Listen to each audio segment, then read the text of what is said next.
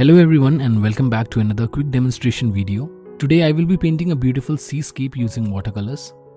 Let's begin with the sketch. I am using a mechanical pencil with a 0.7 mm lead, but if you don't have the one, feel free to use any HB pencil you have. For the paper, I am using a 300 GSM cold pressed paper from Canson. The link is in the video description box. For the base color, I am using a wash of cadmium red mixed with cadmium yellow, and for the dark color clouds, I am using cadmium red mixed with ultramarine blue. To make the clouds even more dark, try to increase intense blue. You can also add crimson red to add some sunset effect. Similarly for the sea, I am using the same set of paints, that is cadmium red mixed with cadmium yellow and intense blue mixed with cadmium red with a little bit of crimson red.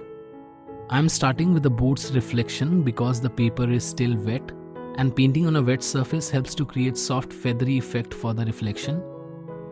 For the boat, I have used the mixture of crimson red mixed with cadmium red, and for the blue tones I have mixed cobalt turquoise with ultramarine blue. To enhance the colors, I am applying a second wash of paints using crimson red with a touch of ultramarine blue. For the windows, I am using a mix of crimson red mixed with burnt sienna and ultramarine blue. If you want, you can also add intense blue to make them even more dark. Now I am working on a final details using a mix of crimson red mixed with ultramarine blue.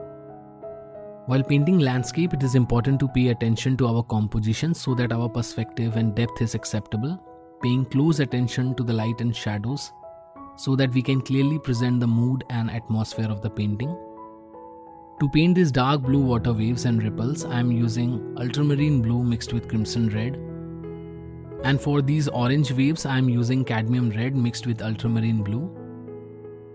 For the reflection of the boat, try to use more of the blue color to get some darker shades. Now let's add a few more shades of orange to paint these waves. Also, I am using the tip of the brush to create these sharp lines. Before we end up with this painting, it is important to add some motion. For this, I am adding a few birds flying close to the boat in search of food. All the materials that I have used in this video is mentioned in the video description box. I hope you have enjoyed this painting video. If you have any suggestions for the future paintings, do let me know in the comment section. And I see you in the next video. Till then, take care and stay blessed.